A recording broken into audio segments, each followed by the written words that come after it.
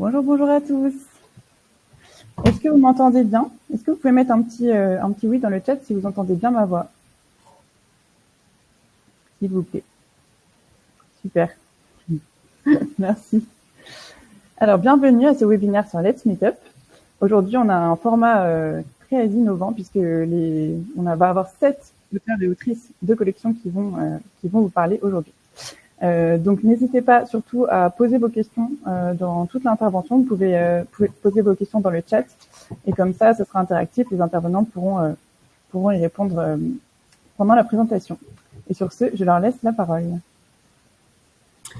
Alors, bonjour à tous. Bienvenue sur ce webinaire pour parler de notre nouveau manuel Let's Meetup en seconde. Donc, je suis Erwan Gros, je suis professeur dans un lycée à Sarcelles, donc dans le nord de Paris. Et je dirige cette belle collection depuis plusieurs années maintenant. Et je suis très content de poursuivre l'aventure pour vous proposer un manuel que j'espère, comme toujours, très riche à la fois culturellement et linguistiquement. Donc, avant de débuter, de rentrer un petit peu sur le traitement des programmes et de la prochaine Let's Meetup, aujourd'hui, comme on vous l'a précisé, je suis accompagné par certains auteurs qui vont vous présenter des aspects du manuel, d'accord? Mais je voudrais surtout rendre hommage à l'ensemble des auteurs qui ont participé au manuel, et en particulier à Sophie Mathieu, donc qui devrait normalement pas tarder à se connecter. On sort tous de cours et on courait pour être présent avec vous. Donc Sophie Mathieu qui est dans un lycée à Cergy. Donc c'est en région parisienne, dans le Nord, et qui m'a aidé à coordonner l'équipe pour l'ouvrage cette année. Donc voilà, je peux la remercier publiquement aussi pour ça. Et puis on a des auteurs qui, comme d'habitude pour Let's Meetup, viennent de un peu partout en France et même de l'étranger. Mais avant tout, je veux quand même vous montrer ce que vous allez recevoir dans vos casiers très prochainement, c'est-à-dire notre beau manuel de Let's Meetup avec sa super couverture et avec tous les contenus que j'espère vous aurez plaisir à découvrir. Donc, pour présenter le reste de l'équipe, on a donc Emmanuel Bernier-Hervé qui est à Redon, donc en Bretagne. On a Caroline Brachet au lycée international de Saint-Germain-en-Laye dans 78. Aline Charles, voilà, Sophie qui nous rejoint. Aline Charles qui est à Paris dans un lycée et qui va nous parler tout à l'heure aussi. On a Tiffaine Donzé qui est avec nous aujourd'hui aussi, qui est à Pontoise dans le 95. Véronique Dorget qui a fait, je crois, 5 ou 6 manuels avec nous, qui est à Épinal. Sue Gallen-Jones qui est à Brest en Bretagne, Soumaya Idrissi qui est avec nous aujourd'hui et qui est elle aussi en région parisienne, Jean-Marc Molinier qui va nous rejoindre, qui est à Paris, et notre international William Tououl qui est à Monaco et qui va nous parler aussi tout à l'heure. L'ensemble des comme d'habitude et comme pour moi, quelque chose de très très important, c'est d'avoir vraiment une vérité scientifique, un cadre scientifique dans l'approche linguistique de notre manuel. Et donc, on a toujours Sylvain Gatelet, qui est maître de conférence en linguistique à l'Université de Tours, qui a encadré l'ensemble, qui a produit l'ensemble de la grammaire et de la phonologie du manuel. Donc voilà, pour faire une brève présentation de l'équipe. À présent, par rapport à la façon dont on a réfléchi pour vous proposer ce manuel-là. Par rapport au nouveau programme. Alors, on entend très mal Monsieur Le Mercier. Donc, Monsieur Le Mercier, c'est moi. Donc, je suis sur les bureaux. Est-ce que faut que je parle plus fort peut-être ou ça va? Est-ce que vous m'entendez à peu près? Faut que je parle plus fort ou ça va? C'était Patrick qui me demandait ça. C'est parfait. Ok, d'accord, super. Merci beaucoup, Christine. Et Catherine aussi, super. Donc, je voulais vous dire que par rapport au nouveau programme, alors évidemment, comme vous le savez, on attend tous la dernière version, c'est-à-dire la version définitive des programmes. On s'est basé sur ce que vous avez eu tous entre les mains, c'est-à-dire les projets de programme. de façon générale, on n'a jamais vu une différence très importante entre les projets de programme et les programmes finaux, hein, tels qu'ils sont publiés au BO et au JO. On attend, on est comme tout le monde, et comme tous les éditeurs et tous les professeurs qui ont réfléchi à comment les mettre en place. Toutefois, voilà, comme je le disais tout à l'heure, c'est vrai qu'il est généralement rare qu'il y ait un vrai différenciant entre le projet de programme et les programmes. Mais si c'était le cas, évidemment, on profiterait de la réédition pour adapter ce qu'on a mis dans Let's Meet Up. Sur donc la première chose, les 24 objets d'études. Ça va pas vous échapper, mais on a décidé avec l'équipe des auteurs de traiter l'ensemble des objets d'études. Alors comme vous le savez, dans les programmes, on a des axes. Dans chaque axe, on a des objets d'études. 4 objets d'études, donc 24 ici en totalité, et on a beaucoup réfléchi avec les auteurs à la façon d'aborder ce manuel, et il nous a semblé important de pouvoir proposer à l'ensemble des collègues de pouvoir faire toutes les unités qu'ils ont envie de faire, même si c'est dans des thématiques qui parfois sont un peu plus compliquées à traiter, qui prennent du temps, trouver des documents, trouver les bons documents. Donc ce travail-là, nous l'a fait en amont pour vous, pour que vous puissiez profiter des choses. C'est vrai que par exemple, hein, à la lecture des programmes, quand on a vu les pré-raphaélites, on s'est tous un petit peu dit « Oh là là, mais qu'est-ce qu'on peut faire dessus? Comment on va faire les choses ?» Et puis, à force de chercher des dizaines et des dizaines et des dizaines de documents, on a réussi à trouver, à faire une unité qui est vraiment chouette. Donc voilà, donc ça c'était notre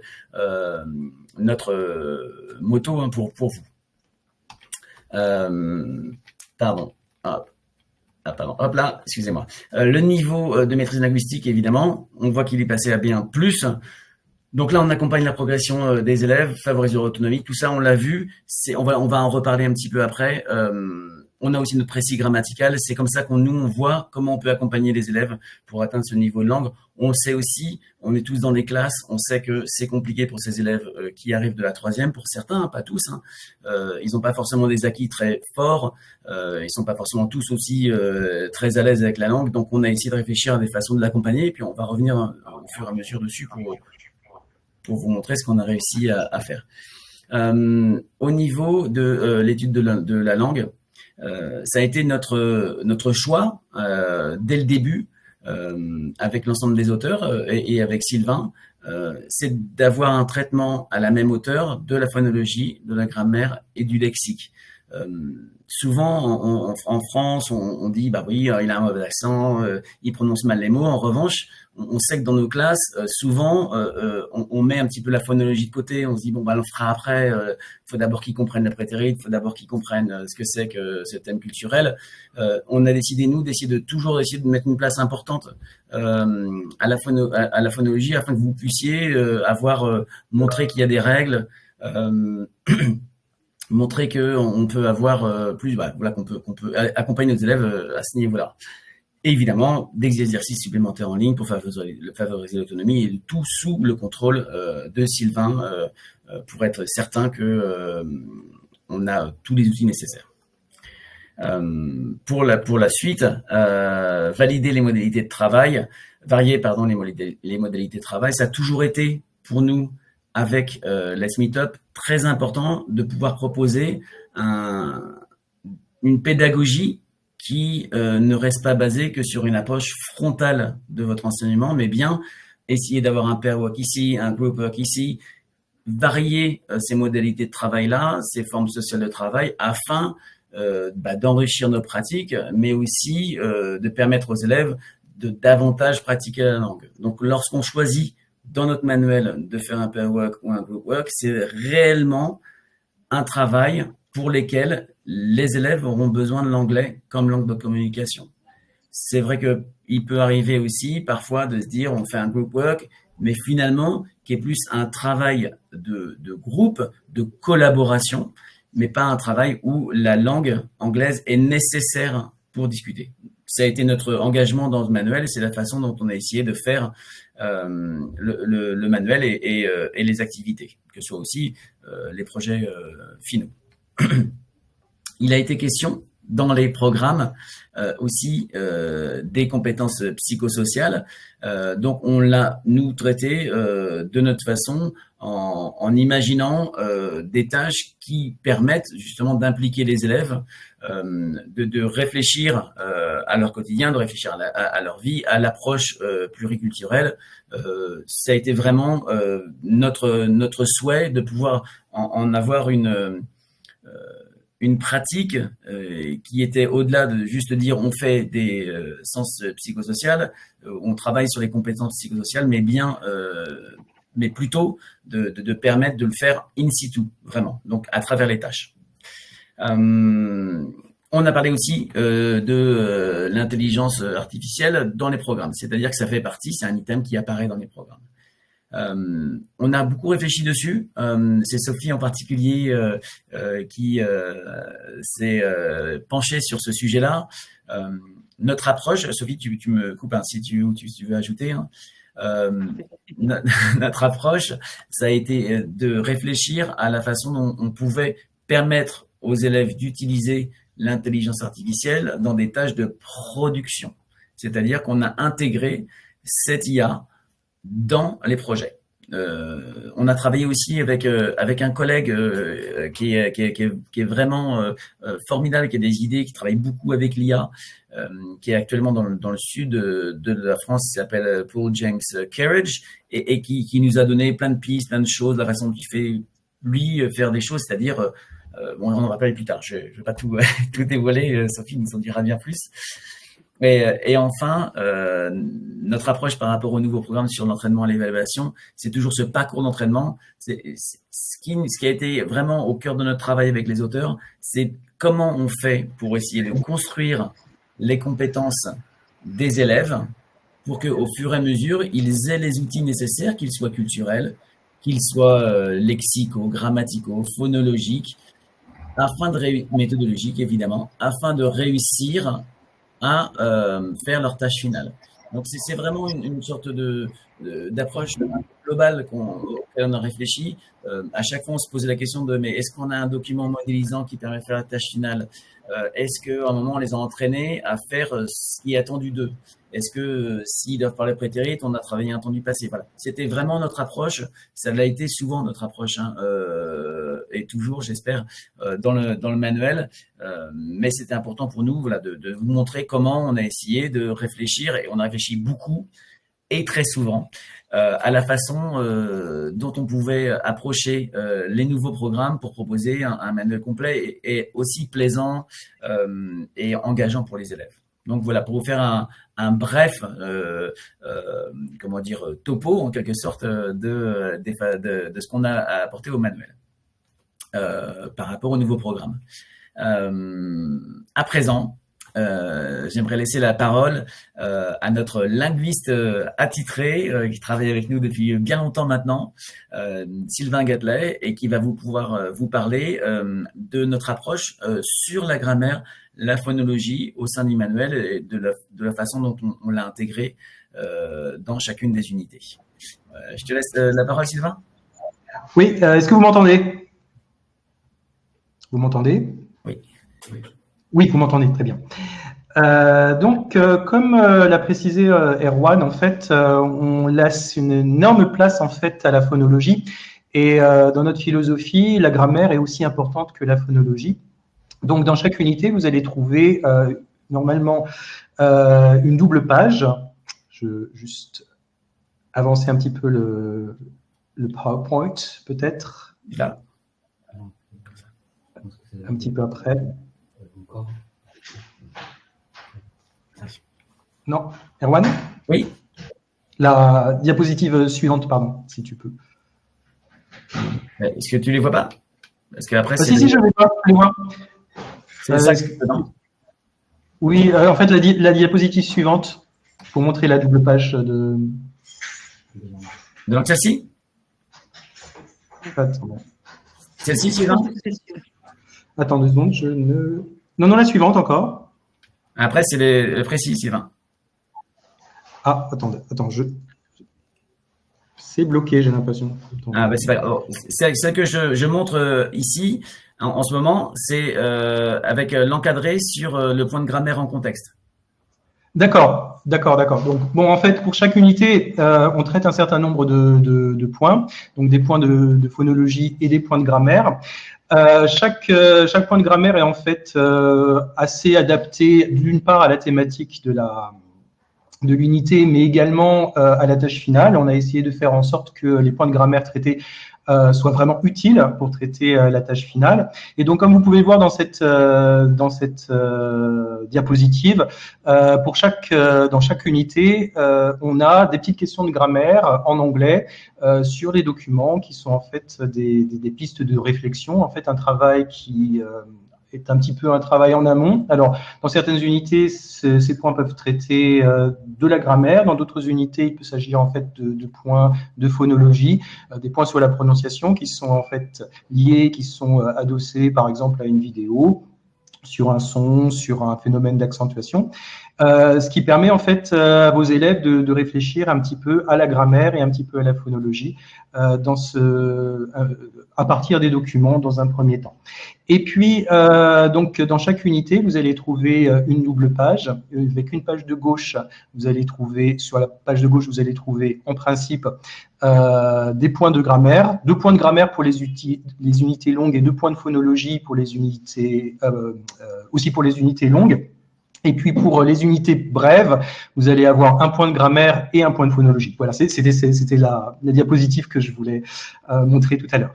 Donc, vous voyez qu'en fait, sur la page de gauche, vous avez donc 2 points de grammaire.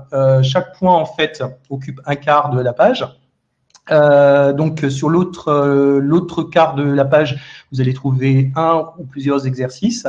Donc vous voyez ici dans cette unité, vous avez un encart sur les adjectifs en ing ou en ed, par exemple la différence entre interesting et interested. Donc dans ce petit encart, vous avez des explications qu'on a essayé d'être aussi explicites que possible, et aussi claire et aussi précise que possible. Et puis, vous voyez que pour ce qui est des exercices, bon là, vous avez uniquement comme exemple un exercice qui est un exercice lacunaire, un exercice à trous, mais vous pouvez trouver des exercices de différents types, des exercices de production, par exemple, où on vous demande de produire des phrases contenant le point de grammaire et qui seraient en fait lié à la thématique de l'unité. Vous voyez que le deuxième point qui est traité dans cette unité, c'est la différence entre like et as. Là, vous avez un petit exercice de traduction, mais il peut aussi s'agir d'exercices de transformation. Donc, voilà un exemple de page de grammaire pour une unité longue. Et puis, sur la page de droite, vous avez une page entière de phonologie, donc Improve Your Pronunciation. Là, les points de phonologie, en fait, qui sont traités, donc vous voyez qu'il y a autant de points de phonologie que de points de grammaire.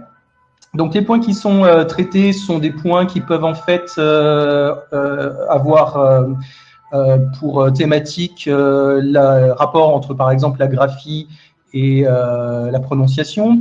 Il peut s'agir de points qui sont en fait centrés sur un son de l'anglais, par exemple une diphtongue ou par exemple une voyelle. Il peut s'agir de règles d'accentuation assez simples la plupart du temps, ou il peut s'agir aussi de points qui sont liés à la chaîne parlée, par exemple les phénomènes des liaisons, par exemple l'intonation dans les questions, ou l'intonation dans les phrases exclamatives ou interrogatives. Et donc pour la même chose que pour la grammaire, vous voyez que c'est 2 pages qui sont exactement sur le même format. Vous avez en fait un encart explicatif et puis quelques exercices. Alors les exercices, il peut s'agir en fait de paires minimales, des mots qui sont quasiment identiques mais qui sont différents, en fait sont distincts que par un son, ce qui permet par exemple à vos élèves de faire la distinction, de reconnaître en fait des sons particuliers, des voyelles ou des consonnes particulières, et de répéter des sons qui se proches. Bon, par exemple, je ne sais pas, think et think, Hein. Vous voyez, vous avez aussi des exercices où vous devez en fait classer des mots dans un tableau en fonction de leur prononciation, des exercices où il faut chasser l'intrus en fonction de sa prononciation, quel est le mot qui ne contient pas tel ou tel son, par exemple, dans une liste. Vous avez aussi des exercices sur les homographes, c'est-à-dire qu'il faut trouver l'homographe, hein, le mot qui se prononce de la même manière mais qui s'écrit différemment d'une liste adossé à une liste de mots. Donc, vous voyez, vous avez des exercices qui sont très, très divers et évidemment, tous ces exercices sont accompagnés de fichiers audio. Alors, c'est pas c'est pas illustré par cette page, mais vous pouvez également trouver des vidéos explicatives avec certains points de grammaire et certains points de phonologie, où en fait il y a une personne qui est en fait un influenceur qui s'appelle Tyron, qui a enregistré des petites vidéos extrêmement courtes qui expliquent tel ou tel point de grammaire ou tel point de phonologie. Voilà pour cette page. Il y a une petite question. Oui, il y a une petite question justement, je voulais répondre. C'est Christine qui demande, la transcription phonologique est introduite de quelle façon? Les élèves ne connaissent pas. Alors, de la façon la plus légère possible. Alors, c'est toujours un petit peu la difficulté. C'est vrai qu'il est difficile de représenter des sons à l'écrit. Alors, en fait, on a fait en sorte que finalement, il y ait de moins de symboles phonétiques possibles. Et à chaque fois qu'en fait, on utilise un symbole phonétique, parce que parfois, on n'a vraiment pas le choix, on a en fait fait en sorte qu'il y ait entre parenthèses un mot qui illustre le son qui est représenté dans la transcription phonétique. Par exemple, quand on utilise le symbole, vous voyez le θ pour think, par exemple, on met comme dans think, comme dans thought, comme dans thing, etc. Donc à chaque fois, en fait, on essaye d'utiliser le moins de symboles phonétiques possible. Parce qu'on sait pertinemment que les élèves, surtout à ce niveau-là, ne maîtrisent absolument pas ou très peu l'alphabet phonétique international. Donc en fait, voilà, on essaie de passer par des exemples entre parenthèses, des mots d'exemple pour finalement que l'élève soit capable de bien associer le son avec des mots. Hein. Et puis bon, chaque mot est associé, est enregistré, et donc l'élève peut a priori l'écouter. Oui. Si je peux me permettre, c'est vrai, Christine a soulevé un point qui est important. C'est pas forcément abordé beaucoup au collège. Moi, ce que je fais dans ma pratique, c'est que c'est très rarement un mot en entier, du moins pas au tout début. Comment dire, c'est pas au tout début de l'année que je vais donner des mots complexes. Souvent, je fais un son, par exemple. C'est marrant que tu parlais de ça, Sylvain. Ce symbole phonétique-là, je sais pas si on le voit bien.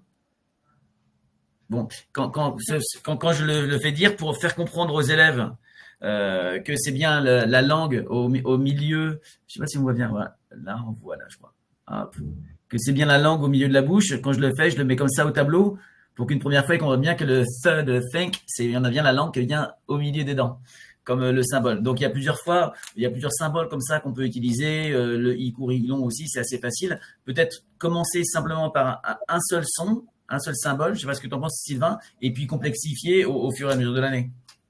Oui, de toute façon, bon, donc dans chaque encart de phonologie, il y a rarement plus d'un symbole, parfois deux symboles vraiment maximum dans l'encart et dans l'explication. En général, voilà, chaque encart est centré sur un son, une consonne et une voyelle, et voilà, le symbole de ce son est présenté dans l'encart, et en général, ils n'ont pas à maîtriser des symboles qu'ils ne connaissent pas ou qu'ils n'ont jamais vus. Hein.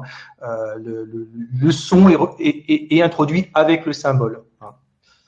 Voilà comment on a procédé. Il y a une deuxième question. Comment les élèves peuvent-ils progresser en autonomie, en grammaire et en phonologie ? Justement, peut-être qu'on peut aborder le précis. puisqu'en fait, ça peut peut-être répondre en partie à cette question. Alors, vous voyez que le précis, on l'a vraiment organisé sous forme de fiches de grammaire, c'est-à-dire qu'en général, un précis, c'est une mini-grammaire qui est assez, qu'on représente sous forme de chapitres, parfois avec des exercices, parfois sans exercices. Là, en fait, on a décidé de faire un point de grammaire par page. Donc, vous voyez qu'il y a des doubles pages, une page de droite et une page de gauche, et que chaque page, en fait, correspond à un point de grammaire. Et vous voyez vraiment que l'explication, là encore, elle est vraiment aussi explicite que possible. Hein. Donc, l'explication apparaît totalement.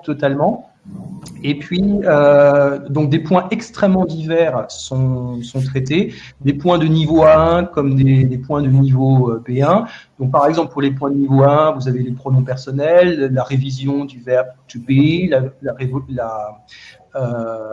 révision de have, les possessifs, les pluriels des noms, et puis au niveau des points peut-être un petit peu plus avancés, bon, bah, on a les aspects, on a les temps, on a les modaux, on a également, comme vous le savez peut-être, comme vous avez peut-être pu le remarquer dans le programme, dans les nouveaux programmes, on a désormais des points au programme, une liste de points.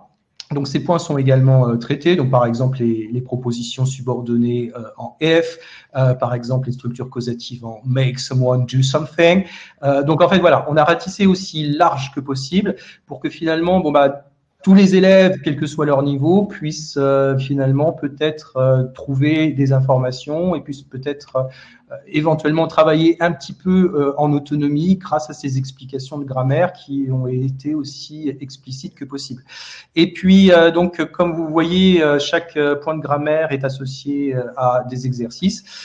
Vous avez des exercices, alors ça on ne l'a pas précisé, mais pour chaque unité, vous avez aussi des exercices en ligne, c'est-à-dire des petits exercices sous forme, alors bon, c'est des formats un petit peu différents, ça peut être des exercices des QCM, ça peut être des exercices à compléter, ça peut être des exercices où on réunit deux parties d'une phrase. Et donc, voilà, les élèves peuvent aussi travailler en autonomie sur la plateforme web et traiter ces exercices qui sont de fait autocorrectifs. Voilà, je ne sais pas si je réponds à la question. Si, tout à fait. On a, comment dire, une autre question qui va un peu dans ce sens-là, c'est-à-dire le manque de temps pour boucler les programmes, s'attarder un peu plus sur la phonologie, des choses de motivant. En termes de choses motivantes, il y a une chose, après je vais laisser la parole à Sophie qui voulait compléter. On a les vidéos qu'on avait déjà sur notre dernier manuel d'un TikToker qui est connu sous le nom d'Anglais Time, qui est assez connu des élèves, qui fait des vidéos de phono, justement, où il explique des points, les de mémoire, des choses sur l'accentuation, par exemple, et qui nous permettent, une fois de plus, de réussir à trouver des petites vidéos qui parlent peut-être plus à nos élèves. Et Sophie, tu voulais ajouter quelque chose ? Oui, on reviendra sur ce point-là un petit peu plus tard, mais justement, c'est tout l'intérêt de notre page sur l'intelligence artificielle et la façon dont les élèves peuvent s'en servir. Il y a vraiment des encarts qui sont dédiés à justement, cette double page de méthodologie est vraiment dédiée aux élèves pour qu'ils puissent eux-mêmes utiliser l'outil de l'intelligence artificielle pour justement savoir comment progresser dans chacune des activités langagières. Et on y a intégré également aussi la grammaire et la phonologie. Donc voilà, c'est peut-être d'autres pistes qu'on pourra explorer un petit peu plus tard. Ok, on en parlait tout à l'heure, Sylvain, très rapidement parce que on va manquer de temps. On en parlait tout à l'heure des outils que tu donnes aussi dans le précis phonologique. Oui, il y a aussi un petit précis de phonologie où on rappelle, alors voilà, il est nettement plus court que le précis grammatical, où en fait, voilà, plusieurs points sont traités et présentent finalement des grandes questions et des grands points pour un petit peu aborder la phonologie. Donc, vous voyez, vous avez une petite fiche récapitulative sur l'alphabet phonétique international, un petit point méthodologique sur quelles sont les ressources en ligne utilisées pour améliorer sa prononciation. Voilà, des petits conseils à suivre sur les liens entre prononciation et graphie, des règles un petit peu et des tips, des conseils à suivre pour finalement pour ne pas tomber dans certains pièges. Qu'est-ce que vous avez d'autre? Vous avez un petit topo sur qu'est-ce que l'accentuation, comment finalement améliorer et son accentuation et comment finalement maîtriser l'accentuation d'un mot, la différence entre anglais américain et anglais britannique au niveau de la prononciation. Donc voilà, en complément un petit peu du précis grammatical, vous avez un petit précis de phonologie pour voilà, introduire un petit peu les élèves aux différents domaines qu'il faut travailler. C'est surtout ça. Merci beaucoup, Sylvain. Quels points de grammaire sont obligatoires pour le B1 en seconde pour cette réforme? Alors, comme je le disais au tout début, pour l'instant, on a un projet de programme. Et dans ce projet de programme-là, on trouve l'ensemble des points de grammaire qui sont demandés dans la grammaire du manuel. C'est-à-dire que Sylvain a fait un énorme travail de compilation et de réflexion autour de quels sont les points de grammaire, comment ils s'adapteraient mieux à telle unité ou à telle unité, à telle tâche finale, donc tout ce travail qui a été fait nous permet de traiter l'ensemble des points de grammaire qui sont demandés, de phonologie qui sont demandés, même si malheureusement la phonologie fait pas une entrée fracassante dans les programmes, malheureusement, mais voilà, on a en tout cas fait en sorte de trouver l'ensemble des points qui sont demandés dans notre précis pas seulement précis, pardon, dans l'ensemble des points de grammaire du manuel. Voilà. Merci infiniment Sylvain pour toutes ces précisions, et puis n'hésitez pas à continuer à poser des questions. C'est toujours bien d'avoir un maître de conférence linguiste sous le coude. Donc et croyez-moi, je l'utilise beaucoup. Donc le prochain point autour du lexique et de la mémorisation, j'ai essayé d'être un peu plus rapide. Donc là, on trouve une belle double page d'ouverture autour de comment la mode est utilisée pour exprimer son opinion. Donc, ce qu'on trouve ici, on retrouve nos word boxes qui vont être, qui donnent un vocabulaire du lexique qui n'est pas un lexique de réception, c'est-à-dire un lexique dont l'élève a besoin pour comprendre le document. Si on estime avec les auteurs qu'il y a un problème de lexique, de réception, un mot qui pourrait poser problème, que ce soit dans une vidéo ou que ce soit dans un texte, qui pourrait poser un problème de compréhension aux élèves, à ce moment-là, on va utiliser des notes. Mais pour des notes de bas de texte, mais pour le lexique dont les élèves vont avoir besoin pour produire, que ce soit pour les questions de production qui interviennent pour chaque document, ou encore pour les tâches intermédiaires, ce qu'on appelle les Prepare Your Project.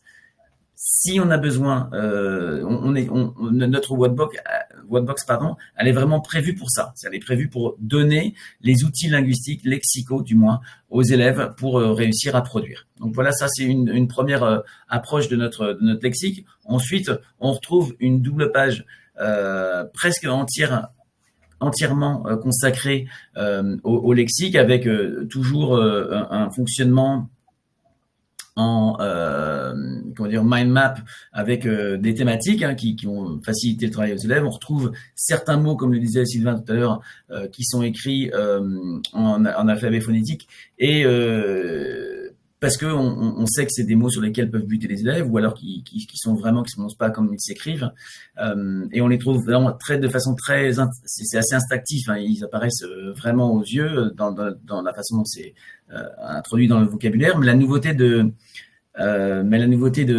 cette année, c'est qu'on a doublé le nombre d'exercices de lexique dans le manuel. C'est-à-dire qu'avant, on avait souvent ce qu'on appelle un exercice plus de drill, où on utilise le lexique et on le travaille, on le manipule de façon simple, et ensuite un exercice plus autour de la production. Donc, on doit utiliser le lexique pour produire. Cette année, on multiplie les exercices. On a une demi-page, parfois plus d'une demi-page, d'exercices qui vont permettre aux élèves de manipuler tout ce qui va être au niveau du lexique de l'unité, et du lexique dont ils auront besoin pour réussir leur tâche finale. Je vois qu'il y a Florence qui pose une question sur les points de grammaire qui sont obligatoires.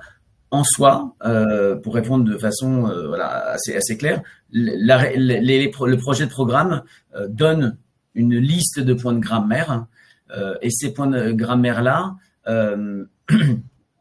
sont abordés dans le manuel. Sont-ils obligatoires?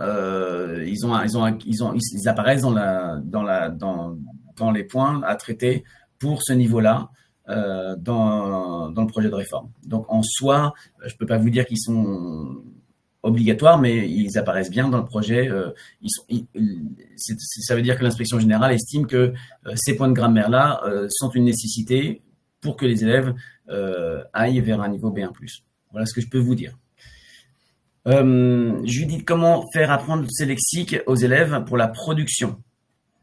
Alors, ces exercices-là qu'on donne, vous voyez là sur ce que je montre sur la double page, ces exercices-là peuvent tout à fait être distillés au cours de l'unité. C'est-à-dire que on peut, je vous remontre cette page-là, on peut avoir sur cette page-là faire l'activité voilà C avec la vidéo et se dire ah bah je vais leur faire travailler tel exercice de lexique derrière pour qu'ils remanipulent ce lexique-là.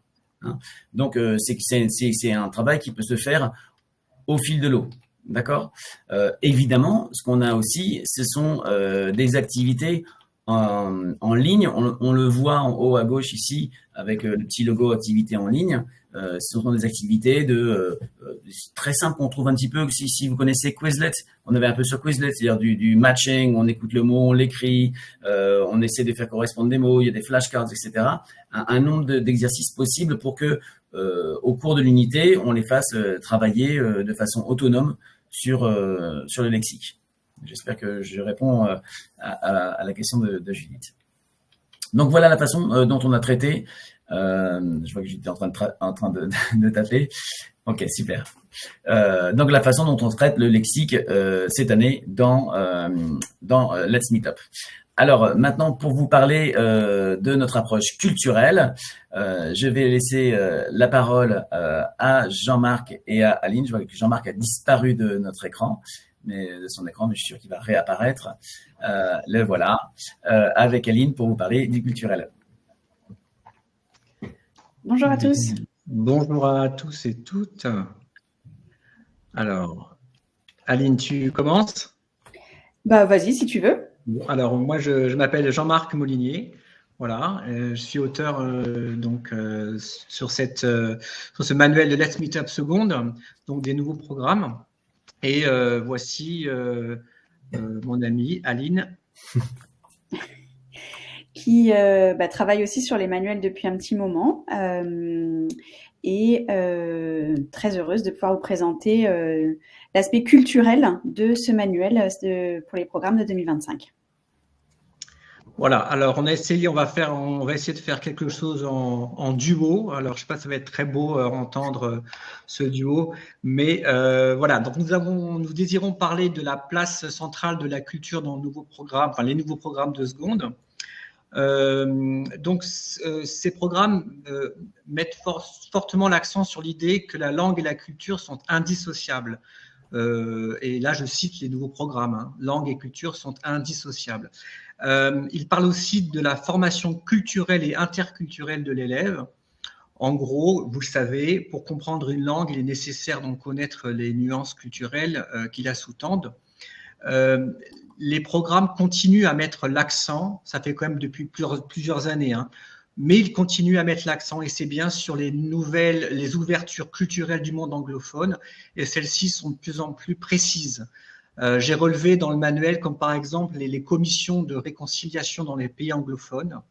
On parle aussi de la diaspora indienne, la société des classes, l'architecture et les sculptures, les formes de mobilisation populaire, des trade unions au hashtag, ou encore de l'évolution du mythe du cowboy. Au total, c'est 24 axes culturels. Donc, vous l'aurez compris, l'objectif n'est pas seulement linguistique. Il s'agit aussi, et ça c'est dans les programmes, de former des citoyens ouverts, capables de comprendre la complexité du monde et de porter un regard critique sur les sociétés dans lesquelles ils évoluent. D'où les programmes portent des questions de réflexion citoyenne, et dans les programmes, il est écrit la formation du citoyen éclairé. C'est la raison pour laquelle ce programme insiste sur la médiation culturelle comprendre les autres, et ça c'est ce que le manuel met aussi en avant, comprendre les autres, expliquer, reformuler, faire le lien entre les cultures. Il invite à étudier les représentations, à éviter les stéréotypes. C'est quelque chose que l'on fait en anglais depuis longtemps, mais ces programmes, j'ai envie de dire, continuent et signent ce problème qui est récurrent dans le monde anglophone, donc pas seulement. Éviter les stéréotypes, et en ça, donc, il se rapproche des anciens programmes du cycle de terminale. Si vous les connaissez, c'était un petit peu cette approche. Et dans le manuel, on s'appuie toujours sur des documents authentiques pour donner du sens à ces apprentissages. Et maintenant, je vais laisser Aline prendre la main sur les enjeux. Oui, alors moi, ce que je trouve très réussi dans le manuel, c'est qu'il traduit de manière très concrète, dynamique, variée, ces objectifs culturels, avec évidemment toujours en ligne de mire cette approche actionnelle, avec des projets très concrets, que ce soit les projets finaux, avec une variété finaux, et pour ceux qui connaissent la collection, les Prepare Your Project à l'intérieur des unités. Et les thèmes proposés, vous voyez sur le PowerPoint, vous avez des thèmes qui sont vraiment très variés, très en phase avec ce programme. Erwan vous l'a dit au début, on a fait le choix de traiter les 24 objets d'études, donc les axes, 6 axes et 4 objets d'études par axe, pour vous laisser une grande variété de choix aussi, et vous ouvrir plein d'idées, vous offrir plein d'idées sur comment aborder ces objets d'études qui sont parfois assez précis. On retrouve des unités sur les relations entre les générations, quelque chose qu'on a déjà vu dans les programmes précédents, sur les mobilisations sociales, l'évolution de l'espace urbain aussi.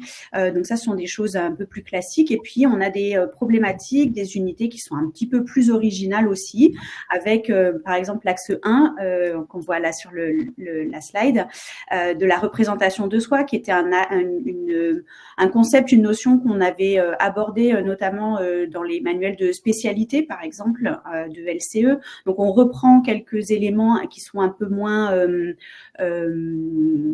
j'ai envie de dire, sur la culture journalistique un petit peu, et puis il y a aussi des choses un petit peu plus culturelles, ancrées dans les choses plus littéraires, plus artistiques, et ça c'était vraiment très intéressant aussi.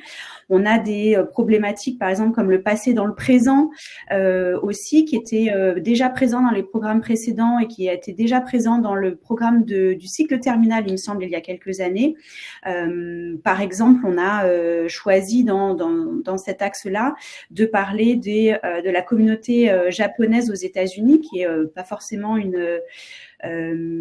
quelque chose de très connu des élèves de seconde. Donc, de pouvoir s'appuyer sur des éléments très connus, vous voyez par exemple Bridgerton, de parler de Lady Gaga, donc des choses dont les élèves seront très au courant, qui font partie de leur quotidien, de leur exposition à la culture anglo-saxonne. Et puis, on essaie d'apporter aussi des éléments plus originaux sur les objets d'études qui nous permettaient d'avoir cette approche-là.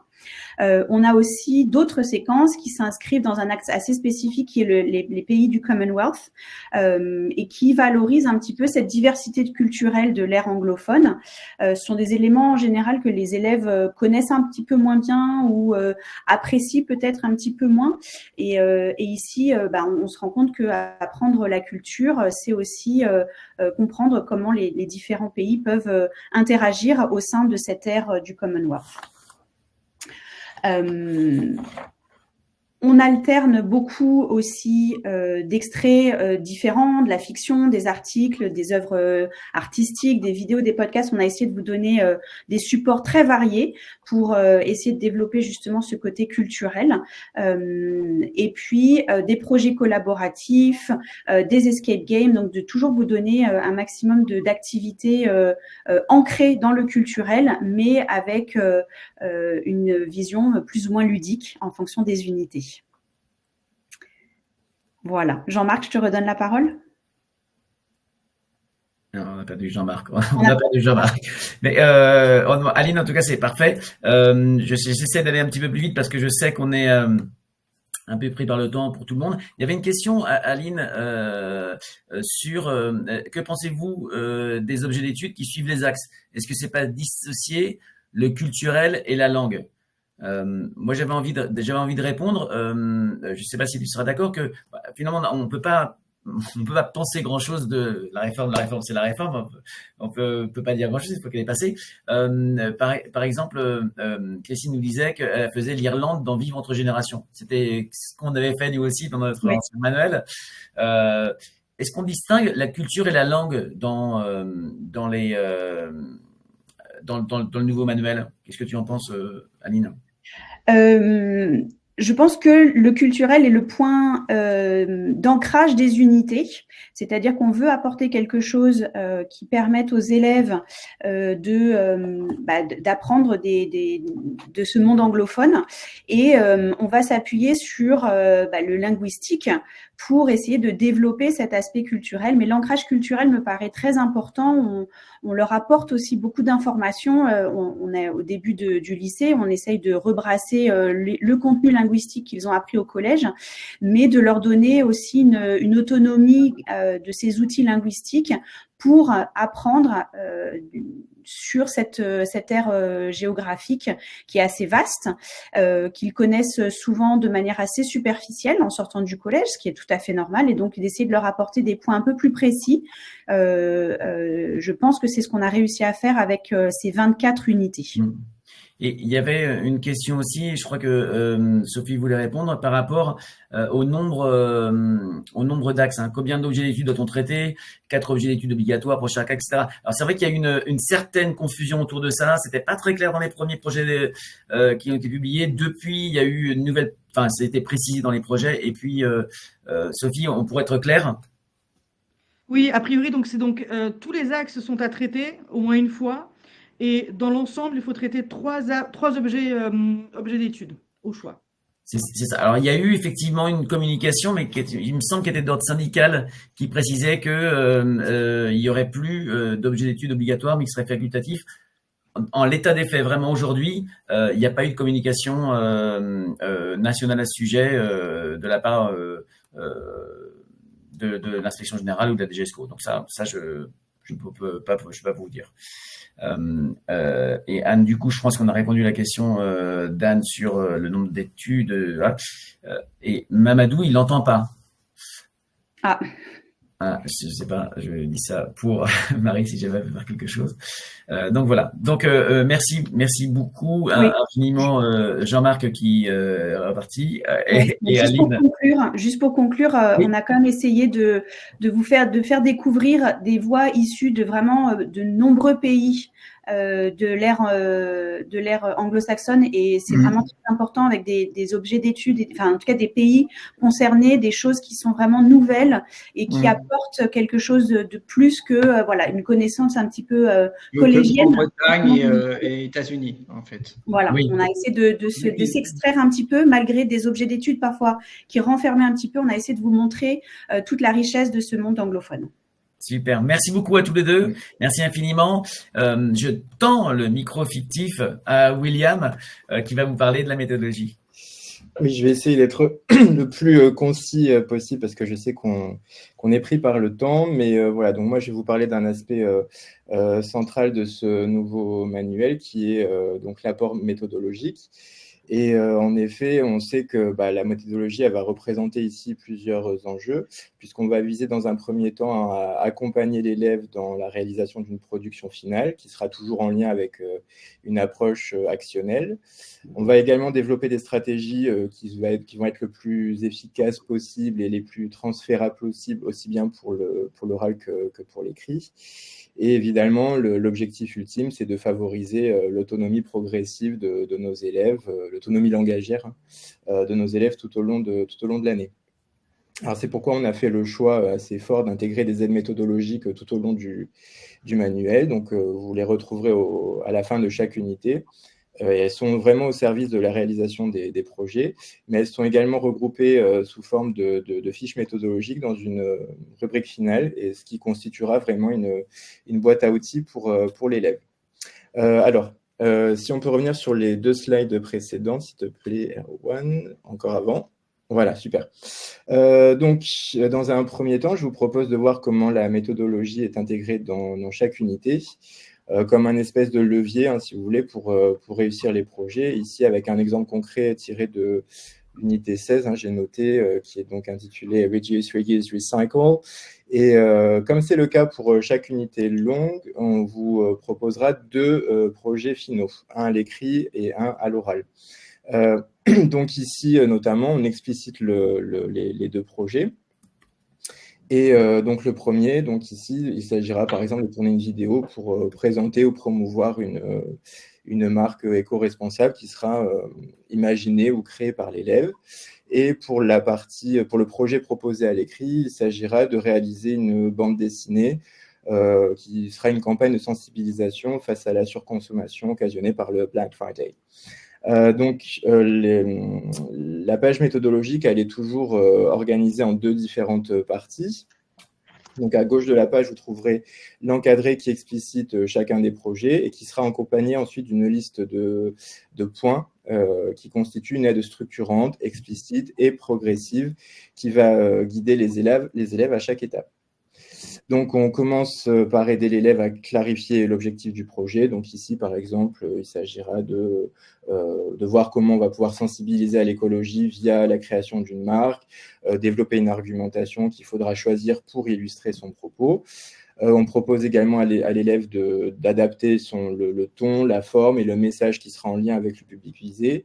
Et enfin, on lui propose des clés pour organiser son discours et pour le rendre le plus percutant et le plus cohérent. Donc l'idée, c'est vraiment d'éviter aussi, parce que parfois on donne des intitulés de projet un petit peu comme ça, sans forcément donner des pistes d'accompagnement pour les élèves. Donc c'est aussi pour éviter le phénomène qu'on peut rencontrer parfois avec nos élèves, le phénomène page blanche ou le projet un petit peu flou, on ne sait pas forcément où on va. Et donc ces pages sont un peu comme un mode d'emploi de la même manière qu'on fournirait une recette de cuisine ou un kit de montage. Si on peut rester sur la slide précédente. Donc ensuite sur la partie de gauche, vous trouverez également une section donc Build Up Your Skills, accompagnée d'une rubrique How To. Donc vous retrouverez ça dans chaque unité longue. Et donc cette rubrique, elle fait un focus sur l'un des projets. Donc ici, c'est la réalisation de la vidéo. Et donc pour chaque projet, dans le cas des unités longues, les auteurs ont soigneusement sélectionné un document dit modélisant et qui va permettre d'expliciter le type de production attendu et qui servira par définition de modèle à l'élève. Et donc, l'objectif ici, il sera double, à la fois de donner un exemple de production attendue qui sera ancré dans la réalité, mais également de permettre à l'élève d'identifier les stratégies utilisées par le locuteur. Donc ici, par exemple, l'élève il pourra écouter et regarder la vidéo, il pourra donc identifier ces différentes stratégies, tant sur la forme que sur le fond, en termes de tonalité, de structuration du discours, de gestuelle, d'intonation, d'argumentation. Et dans chaque double page, vous retrouverez également sur la partie gauche 2 encadrés pour accompagner à nouveau la réalisation de la tâche, à savoir un premier encadré donc pour le préparer, donc qui permettra de préparer essentiellement la tâche sur le fond, c'est-à-dire définir le message, les arguments en faveur de l'écologie par exemple, le positionnement de la marque que l'on va créer, etc. Et un autre encadré qui s'intitule généralement pour le réussir et qui cette fois s'attache davantage à la forme, donc comment rendre la vidéo dynamique, comment capter l'attention, comment structurer son propos, comment s'adresser au public, et puis pour certaines unités, on va également proposer des outils numériques aussi que les élèves vont pouvoir utiliser pour faciliter la réalisation de la tâche. Donc on voit que c'est une approche assez équilibrée entre fond et forme, entre un guidage progressif qui va mener vers une forme d'autonomisation de l'élève aussi, qui est proposé dans ces pages méthodologiques de fin d'unité. Alors on avait aussi sélectionné un deuxième exemple, je crois, donc sur sur cette diapo-là, donc cette fois sur un focus sur un projet à l'écrit.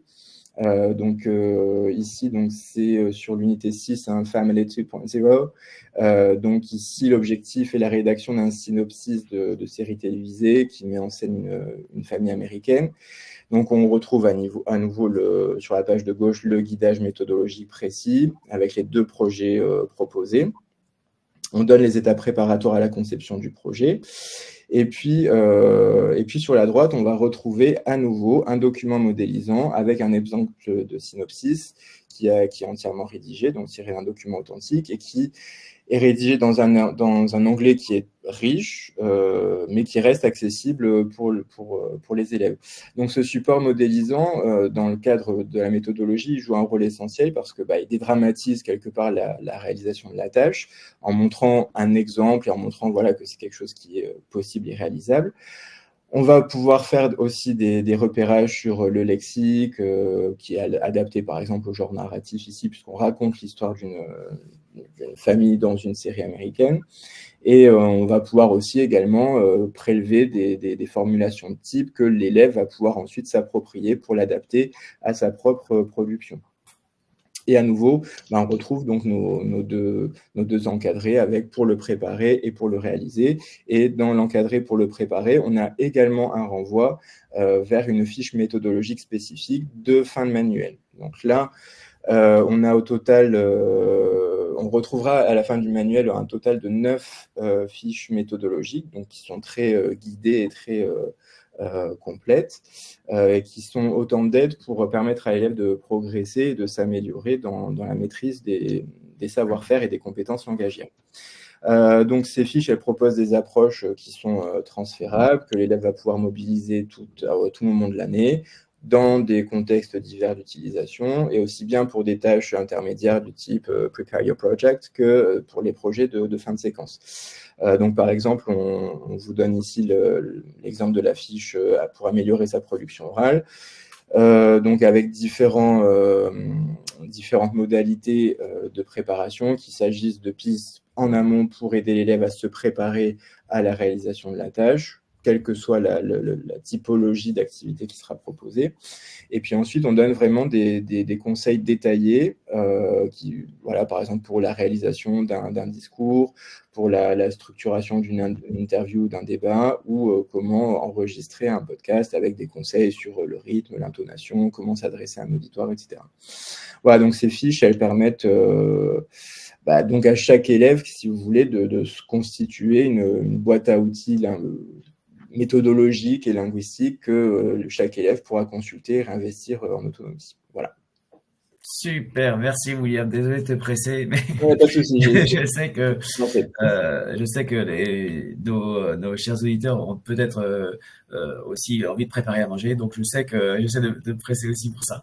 Le point suivant qu'on aimerait aborder, et ça tombe bien parce que on l'a pas fait exprès, mais on a une question dessus justement de Christine autour de l'évaluation. Alors pour répondre très clairement à la question de Christine, oui, évidemment, on a des fiches, des barèmes critériés qui accompagnent l'ensemble de nos tâches finales, mais aussi de nos évaluations.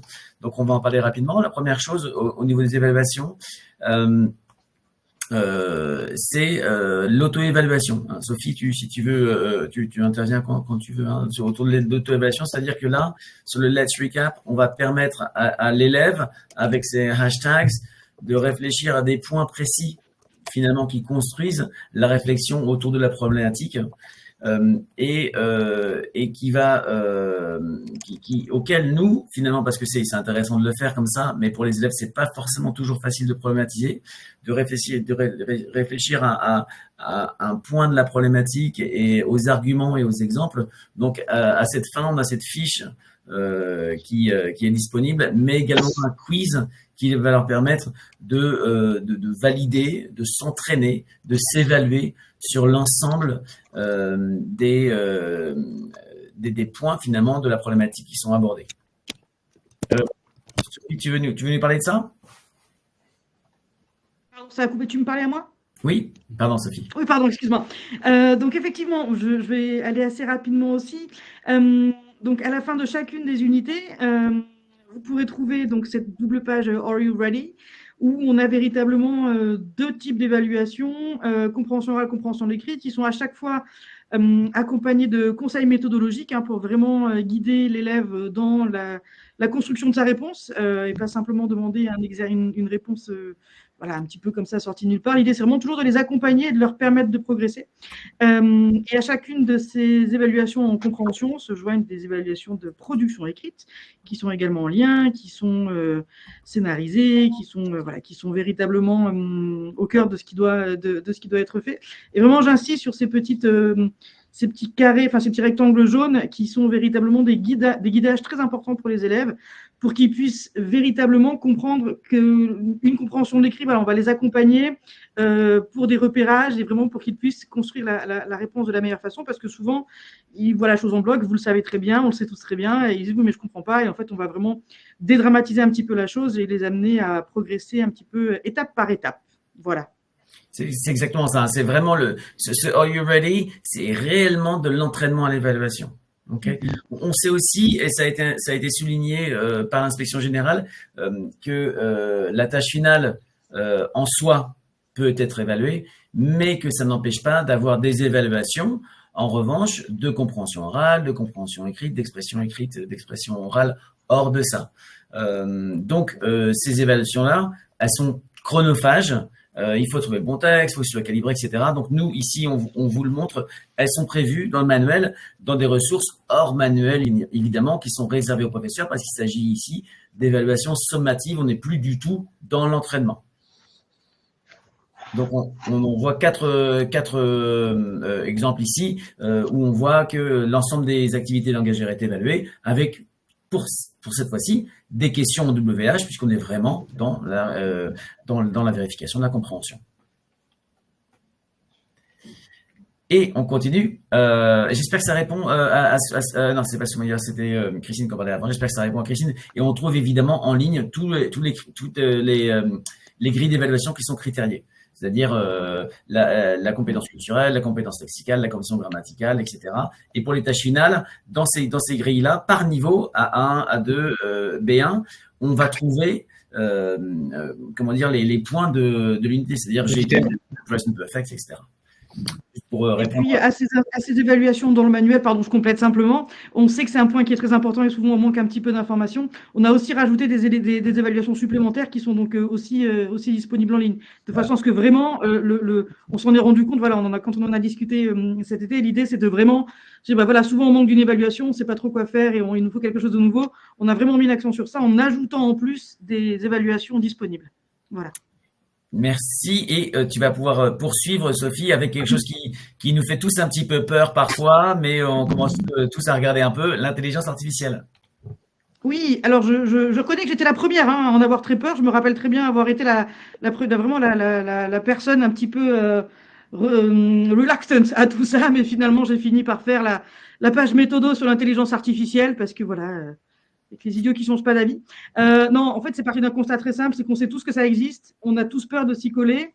En tout cas, voilà, je parle pour moi, je ne veux pas rajouter l'intégralité de tout le monde, mais et finalement, se boucher le nez, faire comme si ça n'existait pas, n'est pas la bonne solution. Donc l'idée, c'est vraiment de dire, bah voilà, maintenant que cette chose existe, comment est-ce qu'on peut faire en sorte de montrer aux élèves que ça peut être un outil absolument formidable, mais comme la calculatrice l'était ou comme Wikipédia l'a été au début, il faut simplement apprendre à s'en utiliser, apprendre à s'en servir correctement, et c'est véritablement le sens du manuel. Donc pour ça, on a décidé d'intégrer, enfin voilà, de voir justement d'expliquer aux élèves que pour des Yo Project, par exemple, pour des tâches finales, et c'est très bien, cet exemple-là est vraiment super, de voir comment est-ce qu'on pouvait à la fois allier l'aspect ludique et sympathique, dont on parlera un petit peu plus tard, avec aussi l'intelligence artificielle, avec du coup pour idée de vraiment faire quelque chose qui soit extrêmement motivant pour les élèves et qu'ils aient l'impression que ça leur parle et que c'est fait pour eux. Et donc, voilà, on a un petit peu tous ouvert les vannes, du coup. On a beaucoup réfléchi, et donc ce qui a permis, par exemple, d'arriver à cette tâche finale-là, où on propose, alors l'idée, c'est jamais d'imposer l'utilisation de l'intelligence artificielle, on en reparlera peut-être un petit peu plus tard, mais l'idée, c'est que l'intelligence artificielle, c'est un plus, c'est un outil dont peuvent se servir les élèves, mais objectivement, on ne peut pas leur demander de franchir des limites légales de RGPD ou autre. Il faut vraiment, voilà, c'est une proposition, un supplément, quelque chose qu'ils peuvent faire eux. Et puis voilà, je crois que j'ai Voilà. Et donc voilà, exactement. Donc cette grosse double page qui permet donc à la fois d'être utilisée à l'intelligence artificielle, d'être utilisée en classe, donc dans des objectifs de tâches finales et de projets finaux, comme on vient d'en parler. Mais l'idée, et ça reprend un petit peu la partie autonomie dont on parlait tout à l'heure, c'est aussi d'expliquer à l'élève comment est-ce qu'il peut faire pour progresser grâce à l'intelligence artificielle. Et donc pour ça, vraiment, enfin, je veux dire parce que voilà, je me suis permis. Donc l'idée, c'était vraiment de dire, bah voilà, d'abord, on fait un prompt. Qu'est-ce que c'est? À quoi est-ce que ça doit servir? Parce que l'idée de l'intelligence artificielle, bah, vous le savez, c'est que si on lui donne pas la bonne consigne, il va pas faire le bon exercice. Et l'idée, voilà, c'était vraiment de guider l'élève vers, bah, si tu veux travailler ta compréhension, tu vas peut-être pouvoir faire ça. Si tu préfères apprendre, voici des idées de prompt dont tu pourrais te servir pour lui demander des choses. Et vraiment, voilà, l'objectif, c'est de guider l'élève vers une utilisation raisonnée et raisonnable de l'intelligence artificielle pour qu'il ne soit pas dans une utilisation un petit peu rapide et hâtive. Et donc, à ce titre-là, on a aussi, parce que on a aussi souhaité cadrer un petit peu tout ça en donnant des idées, des pistes d'utilisation d'intelligence artificielle de certaines ressources pour qu'ils puissent justement aller un petit peu regarder tout ça. Clairement, Voilà. Sophie également, cette fiche-là, elle est à l'intention des élèves, mais elle est une source d'information pour les professeurs aussi, pour les collègues. Parce que là, on trouve des pistes, mais si on n'est pas trop, well-read, là, on se dit qu'on trouve quand même des solutions et puis des idées. Oui, complètement, sachant que moi, je ne l'étais pas du tout. Donc vraiment, voilà, donc j'ai vraiment fait ça en suivant plusieurs journées en ligne. Là, il y a pas mal d'académies qui font ça, hein, qui proposent des webinaires et des choses sur l'intelligence artificielle. Bah, l'idée, c'était d'être un petit peu le jury naïf du grand oral que vous allez bientôt passer, et de dire, voilà, j'y connais rien, et de quoi est-ce que j'aurais besoin pour pouvoir utiliser l'intelligence artificielle avec mes élèves? Et ça arrivait, voilà, on a abouti à ça, et on est assez content. Oui, c'est un travail qui évidemment, ça évolue très vite. Donc, on a essayé d'être les plus larges possibles et puis d'imaginer comment on peut faire un des problèmes évidemment auxquels on va faire tous face par rapport à l'intelligence artificielle, c'est le fait que laquelle peut-on utiliser puisque il y en a très peu qui sont RGPD. Ici, dans le cadre des RGPD, on sait que VitaScience, c'est une IA qui est possible d'utiliser dans RGPD. Il y a aussi Mistral qui est français mais pas RGPD. Donc l'idée c'était peut-être de se dire que une façon d'utiliser l'IA, c'était pour le professeur d'en faire la manipulation dans le cadre d'un travail que font les élèves et comme je le disais au tout début, Paul James Carriage a fait des choses et c'est un peu ça qui nous a inspiré sur l'IA. Les élèves, comme on l'a fait dans le livre, hein, les élèves décrivent un personnage et puis on le crée. Enfin, c'est des choses qui sont quand même magiques aujourd'hui. Alors, pardon, RGPD, c'est les régulations, par exemple le fait données que personnelles. voilà, on ne peut pas demander aux élèves de s'inscrire avec un email, par exemple. Vous savez, c'est le fait que on ne peut pas demander aux élèves qui peuvent utiliser leurs données. Merci Sophie qui a bien fait son travail. Alors, qui a fait la fiche, je précise juste. Voilà. Je vois qu'on avait Samira et puis on avait Sarah aussi qui posaient des questions sur la différenciation. Ça tombe bien. C'est le thème suivant et c'est Tiffaine et Soumaya qui vont vous en parler. Oui, alors dans le manuel, vous allez pouvoir trouver dans certaines séquences des doubles pages de différenciation lorsque le format des documents et aussi la mise en œuvre s'y prête. Et c'est le cas dans la double page qui s'affiche là, en effet, où donc c'est une séquence sur l'évolution des structures familiales aux États-Unis. Et dans cette double page, on a 2 vidéos de niveau de difficulté différents. Donc la première, on est plus sur un niveau A2+, et la deuxième, on est plutôt sur un niveau B1+. Et le sujet des 2 vidéos est assez similaire également parce que la première parle des DINKs, donc c'est les Dual Income No Kids, des couples qui ne veulent pas avoir d'enfants pour des raisons principalement financières. Et la deuxième, c'est des couples qui ne veulent pas avoir d'enfants pour des raisons plutôt écologiques. Et la mise en œuvre, en fait, elle va pouvoir se faire de manière différenciée grâce à une worksheet qu'on va pouvoir retrouver dans le manuel avec le petit pictogramme qui s'affiche, qui est sur la page de droite, où il y a marqué fiche, group work.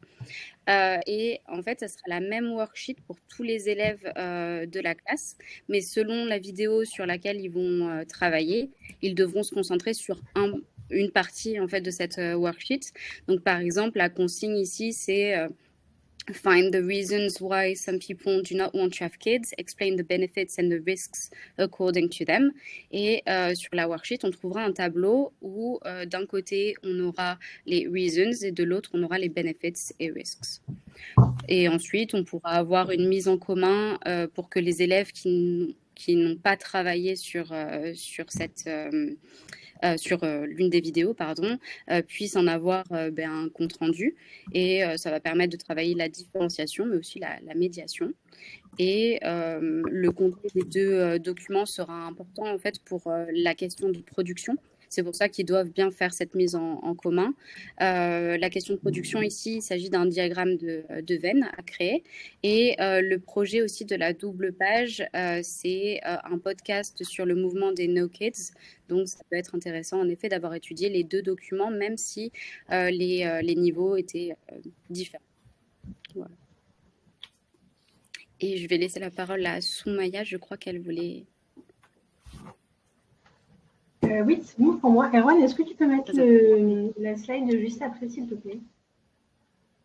Je reviendrai sur celle-ci après si on a le temps.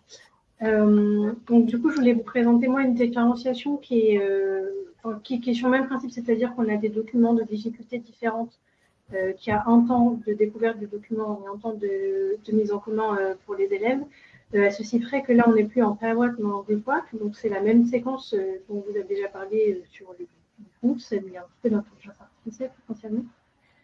Mais comme ici, ils sont en groupe, on peut faire varier un peu les modalités de mise en œuvre en fonction de votre classe aussi et de ce que vous avez envie de faire, à quel point vous avez envie de faire calme.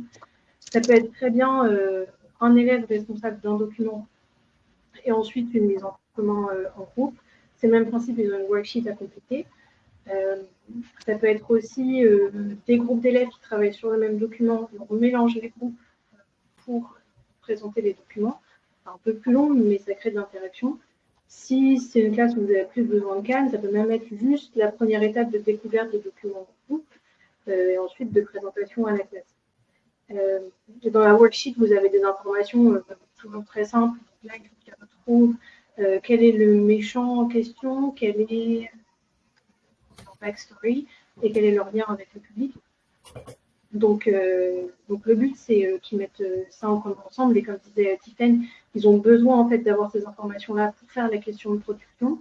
Ici, on a deux, il y a créer la carte d'identité du méchant type et écrire à Disney+ pour leur dire quel méchant devrait être le prochain héros du prochain conte Disney à l'écran. Et pour la correction, vous avez tout dans le livre du prof. Ça peut être un élève qui va mettre des mots-clés au tableau sur la worksheet pendant que les autres avancent encore ou après. Ça peut être quelque chose qu'on fait avec la classe en mettant seulement les mots les plus importants du lexique. Donc, on a vraiment essayé de donner plusieurs types de documents, mais aussi plusieurs suggestions d'adaptation pour vous, pour qu'en classe, vous puissiez décider des différenciations qui correspondent plus à votre façon de travailler et aux élèves aussi. Je m'arrête là parce que je pense qu'on est tous un peu pris par le temps, mais si vous avez des questions, n'hésitez pas. Oui. Ah si, j'ai juste une petite chose à dire. Tu peux remettre la page d'avant, Erwan? Oui, bien entendu. Désolée. Il y a des doubles pages qui ne sont pas forcément indiquées en group work ou en différenciation, mais où pour le coup, ça peut être pertinent et où dans ce cas-là, on vous a mis des petites suggestions dans le livre du prof avec des petits documents, des petites adaptations. On n'a pas tout le temps fait ça parce qu'on voulait aussi varier le type d'activité, comme Erwan le disait plus tôt. Pour autant, là, par exemple, on a différents projets d'upcycling sur cette double page. Ça peut se faire document par document. Ça peut très bien se faire ensemble en séance de différenciation. Donc voilà, mais après, c'est le même principe, donc je m'arrête là. Super, merci beaucoup. Merci à toutes les deux. J'espère que Sarah et Samira, ça répond à vos questions. N'hésitez pas dans le chat en ajouter une autre question si vous voulez.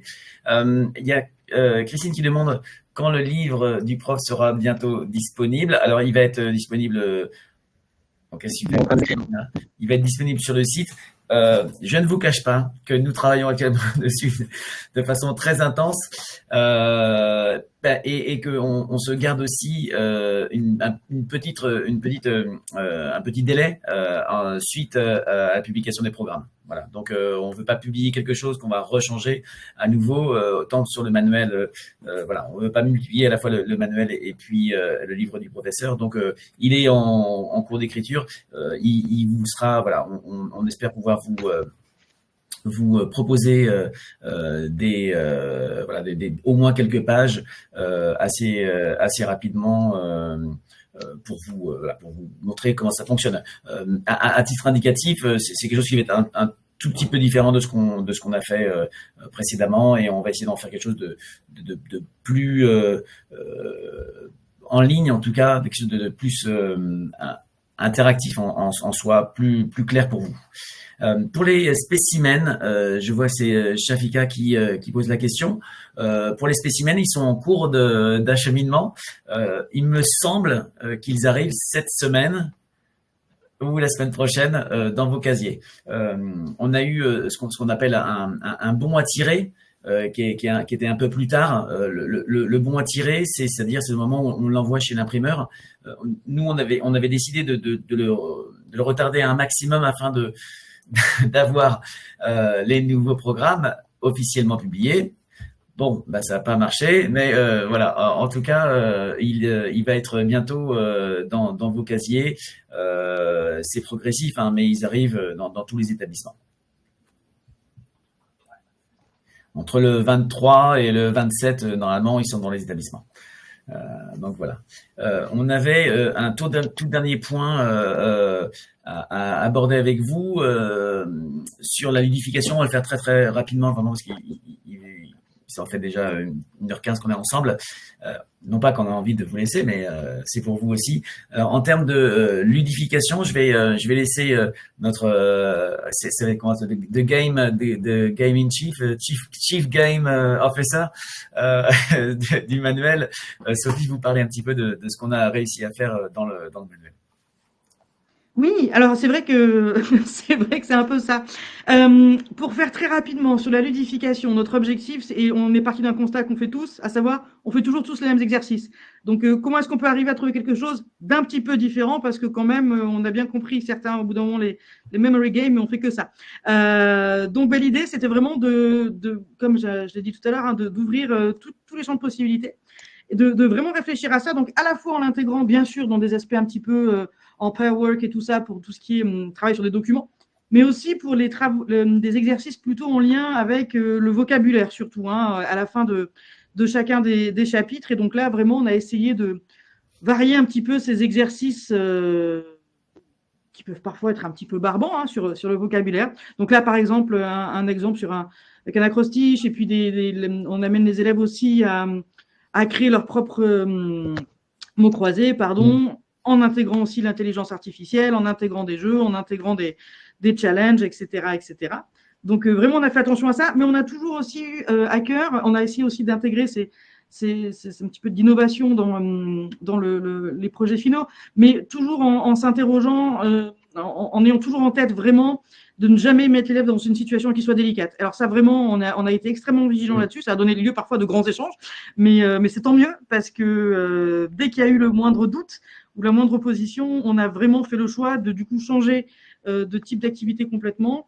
Donc voilà, c'est vraiment, je trouve que ce qu'on a réussi à faire, c'est à la fois beaucoup ludique, beaucoup de nouveautés, mais en même temps, toujours en gardant un œil assez strict et précis sur ne jamais mettre l'élève dans une situation qui ne soit pas une situation dans laquelle il devrait se trouver.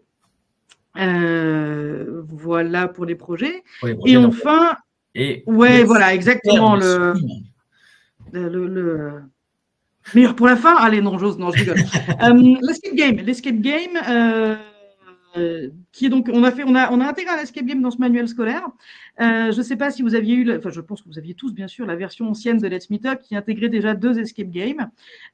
Donc là, voilà, on voici un, mais on voici un qui compte un peu pour 2, parce que celui que vous avez là et celui qui sera dans vos manuels, finalement, c'est la version 2, puisque la version 1 a été entièrement retoquée par les demandeurs de droits, enfin, par ceux à qui on a demandé les droits en Australie. Voilà, donc c'est une deuxième version qui compte pour deux, puisque vous l'ignorez peut-être, mais pour demander les droits sur tout ce qui est documents en lien avec des aborigènes, c'est très compliqué, c'est très très compliqué. Nous en avons fait l'amère expérience, mais la version que vous avez là est du coup une version améliorée, une version 2.0 qui est encore plus satisfaisante que la première et qui donc va permettre en réalité de tracer à travers la question artistique l'histoire des aborigènes, mais pas juste l'histoire des aborigènes, l'histoire de leur lutte. L'idée, c'est pas juste, souvent, on va pas se mentir, quand on fait les aborigènes, on parle souvent du dot painting et on parle souvent de choses un petit peu évidentes. L'idée là, c'était de montrer qu'en fait, c'est bien plus que ça et de montrer que c'est une culture qui est effectivement très ancienne, une des plus anciennes cultures du monde. Hein.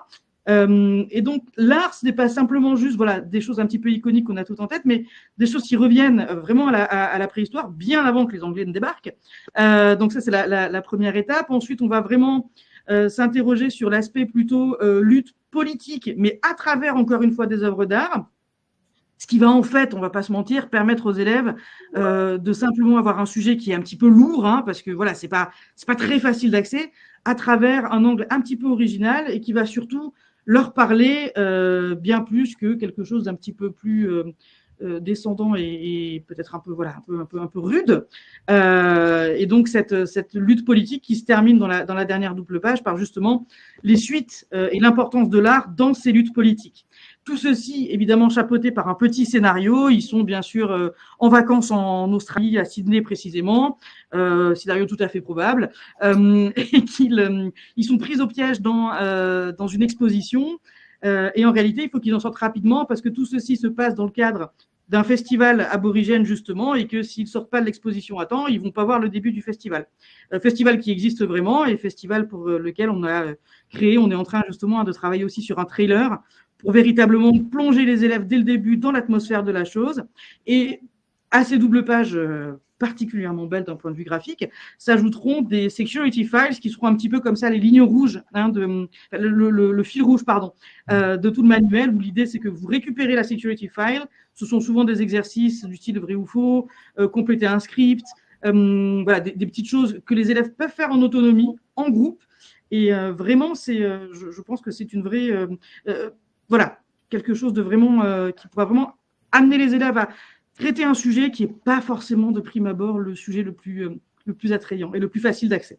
C'est vrai, et le fait d'avoir choisi le prisme de l'art nous permet vraiment de rentrer dans la culture aborigène, juste à l'image de ce magnifique tableau qui est vraiment, vraiment, vraiment magnifique. Et encore, j'ai envie de dire, plus beau, est-ce que j'ai là, je dois l'avoir quelque part. On le voit ici imprimé. Forcément, la lumière, ça ne fonctionne pas trop. Mais c'est vraiment, vraiment un tableau qui est magnifique. Hein. Donc, on est très... Cet escape game, l'idée, c'est juste aussi de ne pas surcharger les professeurs avec une mise en place trop complexe. C'est vraiment un escape game qui est honnêtement est modeste dans sa conception. Enfin, je veux dire, pas dans son ambition, mais dans sa réalisation. Voilà, simplement, c'est des worksheets qu'on imprime, qu'on donne aux élèves et... L'idée, c'est pas de mettre en difficulté les collègues qui sont parfois à des niveaux de maîtrise de l'escape game qui soient vraiment qui soient vraiment là. Donc après, oui, Sarah, je réponds à votre question tout de suite. Vous pouvez bien sûr. Alors là, l'idée, c'est que c'est une version 0 de l'escape game, la version, on va dire, un petit peu basique. Hein. Mais vous pouvez bien sûr. Alors c'est merveilleux si chacun peut se l'approprier et le rendre comme ça un petit peu plus ludique et en intégrant des accessoires ou autres. Alors là, c'est merveilleux. Là, c'est un point de départ, simple à mettre en place. Bien sûr que si vous voulez en faire quelque chose d'autre et intégrer des choses différentes, à fond. Merci beaucoup. Merci, Chief Gaming Officer de Manuel. Sophie, je vois que Soumaya avait répondu à Maëva, hein, mais évidemment, toutes nos ressources, elles sont téléchargeables. Accessible via un lien comme on avait sur l'ancienne version de Let's Meet Up, et effectivement suivant les régions dans lesquelles vous êtes, il y a une plateforme qui peut être un peu différente à travers l'ENT, mais toutes les fiches dont on a parlé sont téléchargeables, et les ressources du manuel aussi. Les vidéos sont soit natives sur l'application ou alors renvoyées aller vers notre plateforme vidéo maison. Donc voilà, voilà pour ce webinaire qui a duré un tout petit peu plus que prévu, mais on avait plein de choses à vous dire. J'espère. Alors, je vois Samira qui nous dit merci beaucoup Samira pour le gentil message. J'espère que voilà, ce manuel va vous plaire. Il va être entre vos mains très prochainement, vraiment la semaine prochaine, il est entre vos mains dans vos lycées. Voyez bien avec le CDI pour ça. Nous, en tout cas, on a passé de très... alors, ça peut être parfois un petit peu long, il y a beaucoup de travail derrière, mais en tout cas, on a passé un super moment à préparer et on est très, très contents et on espère que ça va tous vous plaire. Merci en tout cas à tous pour le temps que vous avez passé. N'hésitez pas, si vous avez des questions, à envoyer des emails directement aux éditions Hatier. Voilà, merci infiniment à tous et je vous souhaite une bonne soirée et merci infiniment à l'équipe des auteurs.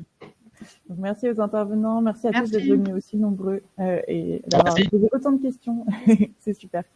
Vous allez recevoir tous un mail automatique après ce webinaire et dedans, il y aura le replay du webinaire. Donc, n'hésitez pas à le partager à vos collègues s'ils n'ont pas pu venir. Et puis, le replay sera aussi en ligne sur la chaîne YouTube des éditions Hatier. Vous pourrez le retrouver, le partager, le revoir. Voilà. Merci beaucoup à tous et très bonne soirée. Au revoir. Merci, au revoir. Merci.